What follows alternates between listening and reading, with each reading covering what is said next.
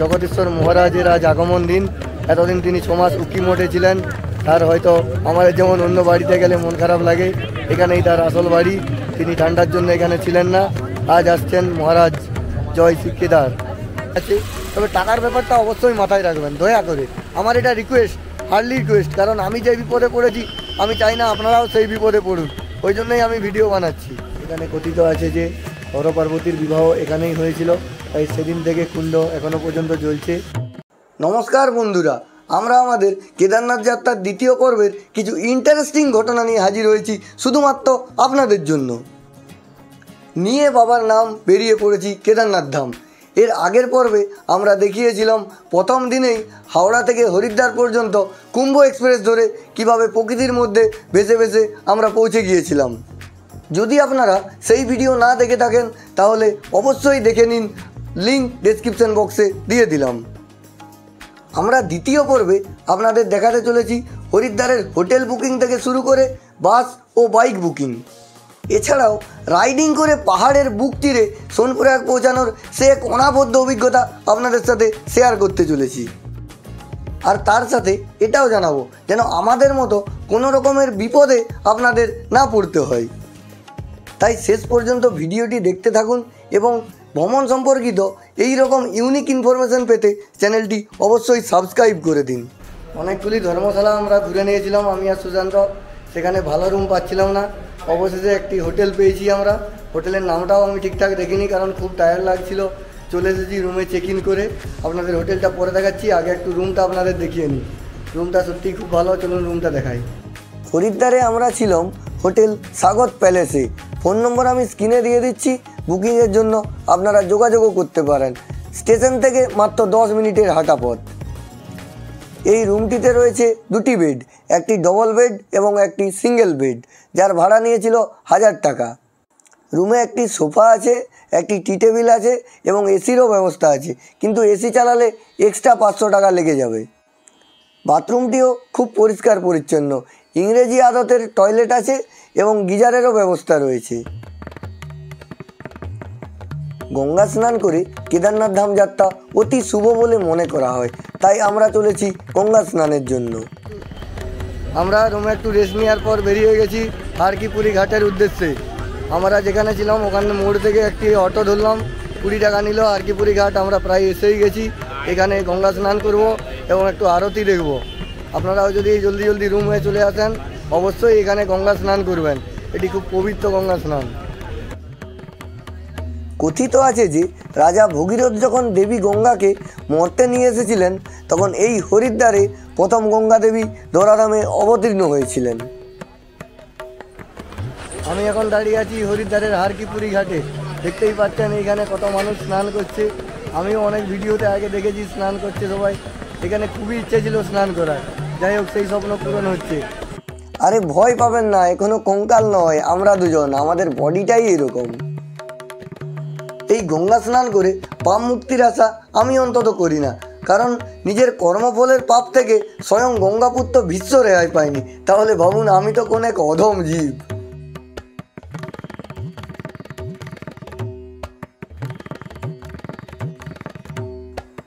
আমাদের ভারতবর্ষের 2 জায়গায় গঙ্গা আরতি বিখ্যাত, এক হলো কাশী এবং অন্যটি হলো এই হরিদ্বারের হারকি পাউরি ঘাটের সন্ধ্যা আরতি, যার শেষ মুহূর্তটুকুই আপনাদের সামনে তুলে ধরতে পেরেছি।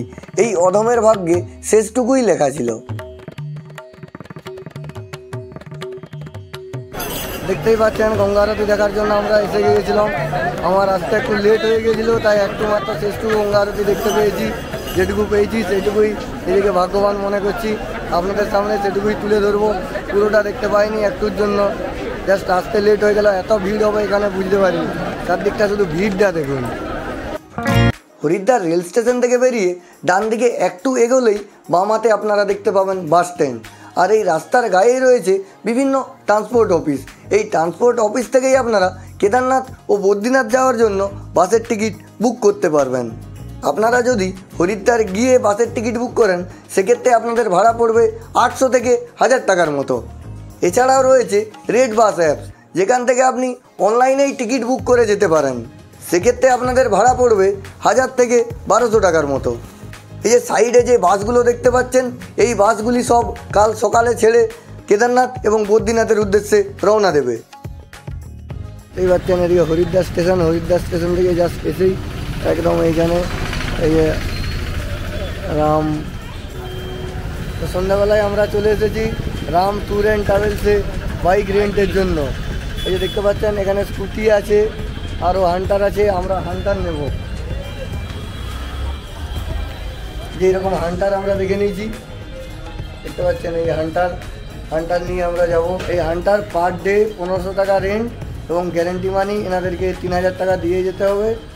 ওটা যখন বাইক ফেরত দেবো তখন আমাদের দেবে, সঙ্গে আপনার ড্রাইভিং লাইসেন্স এবং আধার কার্ড এরা দেখতে খুঁজবে, একটি ছবি তুলে রাখবে। খুব ভালো লাগছে কেদারনাথ যাবো রাইড করে।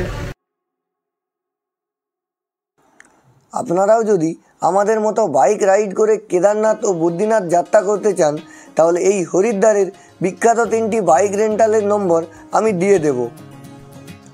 তবে গাড়ি নেওয়ার আগে ভালোভাবে রুল অ্যান্ড রেগুলেশন বুঝে নেবেন, দেখে নেবেন গাড়ির নম্বর প্লেট হলুদ বা কালো যেন হয়, আর গাড়িটিকে পুরো ভালো করে ভিডিও করে রাখবেন। সন্ধ্যার দিকে বাস বা বাইক বুকিং করে চটজলদি ঘুমিয়ে পড়ুন, কারণ কাল খুব সকাল সকাল উঠে রওনা দিতে হবে। যে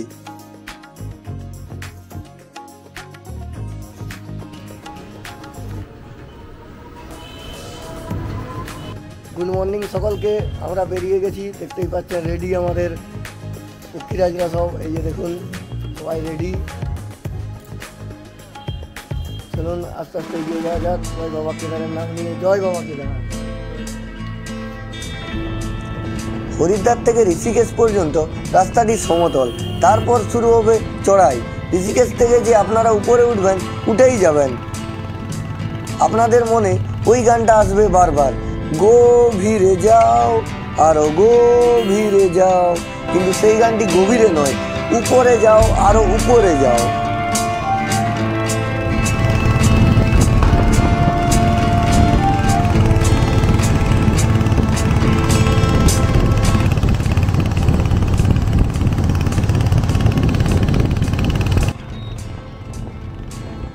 এই উত্তরাখণ্ডে কেদারনাথ যাওয়ার রাস্তাটি খুবই ভালো, তবে সমতলের ড্রাইভারদের একটু সাবধানে বাইক চালাতে হবে। নিজের লেন ছেড়ে কোনো মতেই বেরোনো যাবে না, আর ওভারটেক করতে হলে খুবই সাবধানতা অবলম্বন করতে হবে।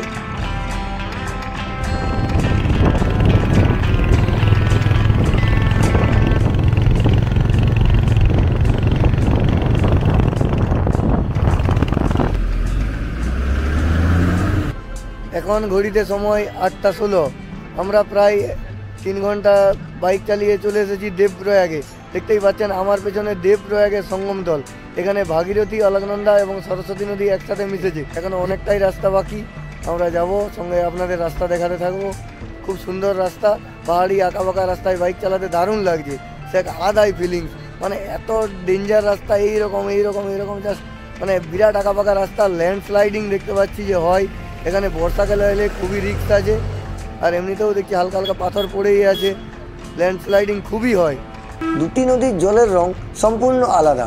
ডান দিক থেকে আসছে ভাগীরথী নদী, তার জলের রং ঘোলাটে, আর সোজা আসছে অলকনন্দা নদী, তার রং নীলাভ। তবে কি বলুন তো, যারা আমার মতো প্রকৃতিপ্রেমী মানুষ, তারা বাইক চালাতে চালাতে পাহাড়ের সৌন্দর্য দেখে হারিয়ে যাবেন। তবে সেই দিকে নজর না দিয়ে আপনাদের মনে রাখতে হবে, নজরে হাঁটি তো দুর্ঘটনা ঘাটি। তবে চাপ নেবেন না, বাইকে খুবই সহজ, যে কেউ যেতে পারবেন, অতটাও ভয়ের কোনো কারণ নেই।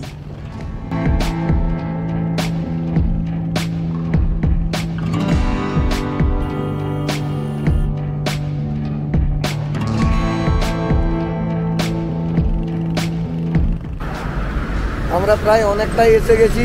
আমরা এখন দাঁড়িয়ে আছি ধারী দেবী মন্দিরের কাছে।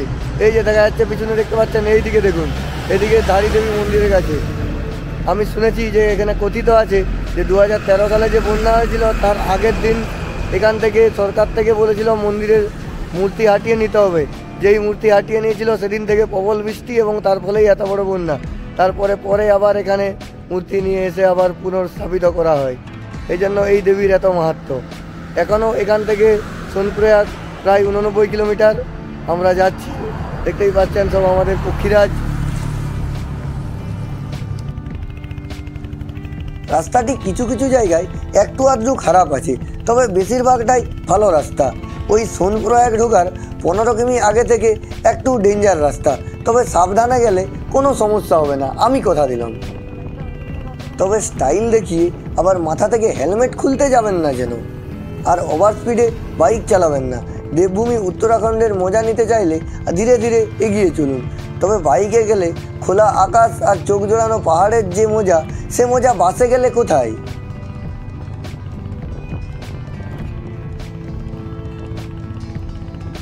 ওই যে দূরে দেখতে পাচ্ছেন চলে যাচ্ছে বাবার ডলি, যার জন্য এতদিন আগের থেকে শিবরাত্রির দিনে অ্যানাউন্সমেন্ট দেখে ট্রেনের টিকিট বুকিং, যার জন্য সব কিছু প্ল্যানিং, তার এক ঝলক দেখতে পেলাম পার্কিংয়ের উপর থেকেই। এটাই হরিদ্বার থেকে আসার মেন রোড। আর এই যে আমার পিছনে দেখতেই পাচ্ছেন সুবিশাল পার্কিং। আপনারা যদি আমাদের মতো বাইক নিয়ে আসতে চান তাহলে আসতে পারেন, এইখানে পার্ক করতে হবে আপনাকে। এখন ঘড়িতে সময় দুপুর 2টো, আমরা পৌঁছে গেছি সোনপ্রয়াগে। দেখতেই পাচ্ছেন আমাদের বাইক, আমরা এখানে সোনপ্রয়াগের পার্কিং যে পার্কিং আছে, এই যে এই রাস্তা, এটা হচ্ছে মেন রোড সোনপ্রয়াগের। এই যে দেখতে পাচ্ছেন গাড়ি যাচ্ছে, ওটা হচ্ছে মেন রোড, তার উপরেই আছে পার্কিং। আমরা এই যে পার্কিংয়ে আমাদের বাইক রেখে দিয়েছি। এরপর আমরা রুমের খোঁজে যাব। আমরা প্রায় টাইমেই পৌঁছে গেছি। খুব সুন্দর লাগলো, দেখতেই পাচ্ছেন চারিদিকটা একবার তাকিয়ে দেখুন, শুধু পাহাড় আর পাহাড়। আর সবথেকে খুশির খবর হলো একটু আগেই বাবার ডলি গৌরীকুণ্ডের উদ্দেশ্যে গেল, আমরা সেটা দেখতে পেলাম। ভিডিও হয়তো খুব ভালো করতে পারিনি, কিন্তু তাও আমরা দেখলাম। ওটা দেখার জন্যই এত দূর থেকে এত কষ্ট করে ছুটে আসা। বাবার ডলি দেখার ইচ্ছা আমাদের খুবই ছিল। খুব ভালো লাগছে এখানে এসে। চারিদিকে আজকের থেকেই প্রচণ্ড ভিড়। এখন হোটেলের খোঁজে বেরাবো, দেখা যাক হোটেল কীরকম কী রেট হয়, পাই কি না পাই সেটাও একটা চিন্তার বিষয় আছে। সুশান্তকে দেখুন, সে এখনও ওখানে হাসাহাসি করছে। আমি তাড়াহুড়া করছি, সে এখনও হাসাহাসি করছিল। ভোলেনাথ যেন তার জন্য একটা ভালো মেয়ে জোগাড় করে দেয়, সেই আশাই সে এসেছে। হাসি দেখুন, তার জন্য একটা ভালো মেয়ে যাতে জোগাড় করে দেয় সেই আশাই এসেছে। আপনারাও একটা যদি মেয়ের ভালো সন্ধান থাকে তো কমেন্ট করে জানান। এখানে বাইক পার্কিংয়ের রেট 12 ঘন্টায় 50 টাকা, আর বড় গাড়ি আনলে তার রেট আমি রেট চার্ট দিয়ে দেবো স্ক্রিনে, আপনারা দেখে নেবেন। সুবিশাল পার্কিং, দেখতেই পাচ্ছেন বিরাট বড় সড়ো পার্কিং।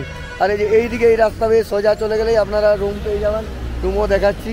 এখানে রুমের রেট মিনিমাম কম। গৌরীকুণ্ডে তো প্রচুর টাকা, আপনারা যদি পারেন তো গৌরীকুণ্ডে গিয়েও রুম নিতে পারেন। সেক্ষেত্রে আপনাকে আর সকালে উঠে শেয়ার ট্যাক্সির জন্য লাইন লাগাতে হবে না। কিন্তু জানেন আমাদের অত টাকা পয়সা নেই, তাই এখানেই রুম নিলাম।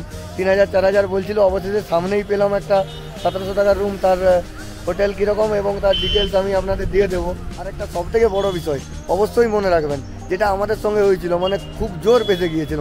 ও সত্যি কথা বলতে বাবার কৃপা ছাড়া কিচ্ছু হয় না। কী হয়েছে ব্যাপারটা আপনাদের খুলে বলি। আমরা ভেবেছিলাম এখানে অনলাইন হবে, এটিএম তো পেয়েই যাব। আমরা হরিদ্বার থেকে বেশি টাকা নিয়ে আসিনি, কিন্তু এখানে এসে দেখি একটি এটিএম, তাও আবার সেটি খারাপ। মানে কী যে পেয়েছিলাম, আমাদের কাছে মাত্র 500 টাকা ছিল। মানে আপনাদের বলে বোঝাতে পারবো না যে কী ভাতান পেয়েছিলাম, কালঘাম জুটে গেল আমাদের। অবশেষে আমরা এখানে যে পার্কিং আছে তাদের সঙ্গে কথা বললাম যে স্যার একটু হেল্প করুন। খুব রিকোয়েস্ট করার পরে তারা খুবই ভালো ছিল, তারা যথেষ্ট হেল্প করলো। আমাদের 10,000 টাকা ক্যাশ দিল। এবং তাই আপনাদের আমি সাবধান করছি, হরিদ্বার থেকে অবশ্যই পর্যাপ্ত পরিমাণে ক্যাশ আনবেন।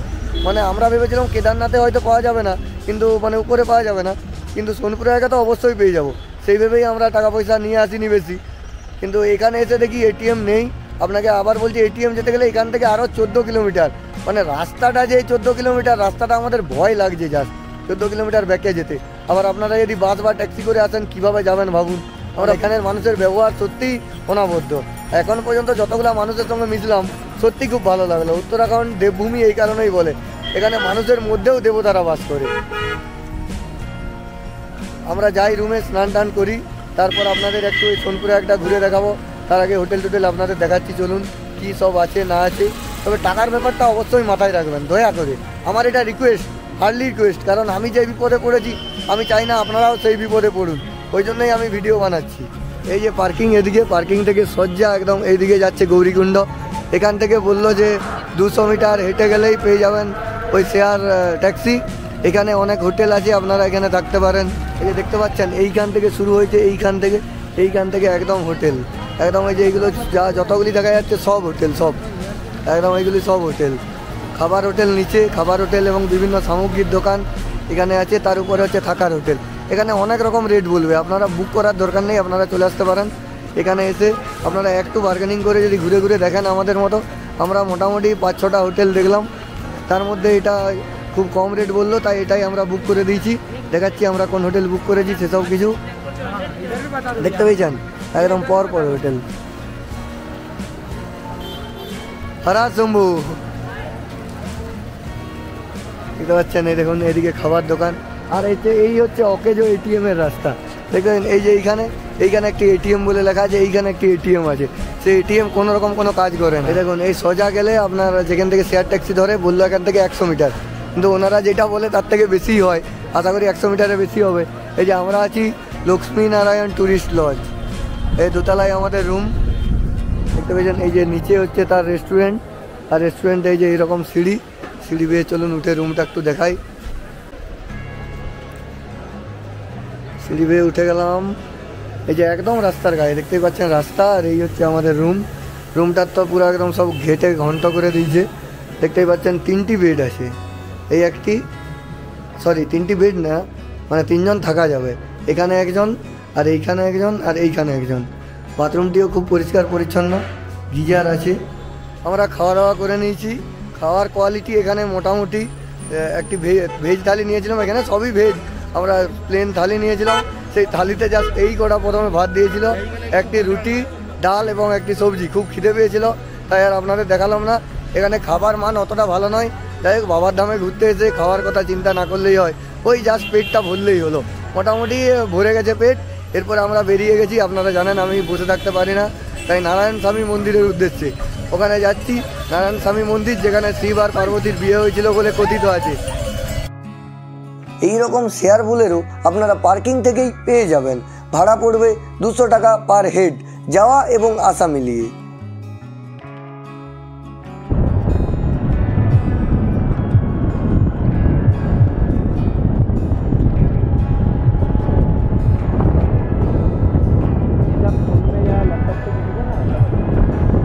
আমরা গাড়ি থেকে নেমে গেছি, এই সামনেই ত্রিযুগী নারায়ণ মন্দির। আমি নামটা আগে মনে হয় ভুল বলেছি, যদি ভুল বলে থাকি ক্ষমা করবেন, কারণ নামটা আমারও ঠিকঠাক জানা ছিল না। এখানে এসে দেখলাম লেখা আছে ত্রিযোগী মন্দির। গাড়ি থেকে নামার পর বৃষ্টি পড়ছিল, তাই আর মন্দিরে আসার রাস্তাটা আপনাদের দেখাতে পারলাম না। গাড়ি থেকে নেমে 50 মিটার সোজা চলে আসবেন, তারপর বাঁ দিকে আরও কিছুটা এলেই মন্দির দেখতে পেয়ে যাবেন। আমরা এখন দাঁড়িয়ে আছি ত্রিযুগী নারায়ণ মন্দিরের বাইরে। আমরা ভিতরে গিয়েছিলাম, ভিতরে ফটোগ্রাফি অ্যালাউ নেই, তাই আর ভিতরটা আপনাদের দেখাতে পারলাম না।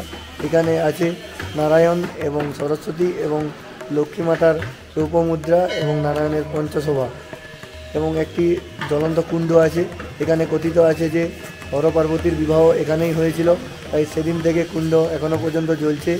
এখানে এনারা বলছেন যে এই কুণ্ডে যারা 7 পাক স্বামী স্ত্রী আছে, 7 পাক যারা ঘুরে নেবে তারা 7 জন্ম পর্যন্ত একসাথে থাকবে। এখানে যারা কেদারনাথ দর্শনে আসবেন, আজকের দিনটা কাজে লাগিয়ে অবশ্যই বিকেল দিকে চলে আসবেন। হালকা হালকা টিপটিপ করে বৃষ্টি পড়ছে, তাই আর আপনাদের দেখাতে পাচ্ছি না ঘুরে ঘুরে, তাই এখান থেকেই ভিডিও করে বলে দিচ্ছি। এখানে একটা কুণ্ড আছে, এখানে ব্রহ্মকুণ্ড আছে, সেদিকে বিষ্ণুকুণ্ড আছে। এখানে 2টি কুণ্ড আছে, এখানে জল কোনোদিন শুকায় না, সারা দিন জল থাকে। কেদারনাথ সিরিজের 2য় পর্ব এখানেই শেষ করলাম। পরের পর্বে আপনাদের দেখাবো গৌরীকুণ্ড থেকে কেদারনাথ সম্পূর্ণ ট্রেকিং এবং মন্দিরে বাবার ডলি প্রবেশ এবং কেদারনাথ মন্দিরের প্রথম দিনের কপাট খোলা এবং মন্দির চত্বরে বিভিন্ন রকম অনুষ্ঠান, সব কিছু দেখাবো আপনাদের। একটি বিশেষ কথা আপনাদের বলে রাখি, যেটা আমি আগে ইউটিউবে দেখিনি বা কেউ বলেনি, সেটা আমি বলতে পারবো না, কিন্তু আমি সেই কথা আপনাদের জানিয়ে দিচ্ছি। আমি চেষ্টা করি যে আপনারা অতি সহজেই কোনো জায়গা কীভাবে ঘুরবেন এবং সেই জায়গায় গেলে কী কী প্রবলেম ফেস করবেন, কী কী সুবিধা অসুবিধা আছে, সেসব কথা আমি আপনাদের জানিয়ে থাকি। আমরা এখন ডলি আসবে সেই অপেক্ষায় আছি। সেই জগদীশ্বর মহাদেবের ডলি আসছে, কালকে মন্দিরের দরজা খুলবে। সেই ডলি এলে তবেই মন্দিরের দরজা খুলে।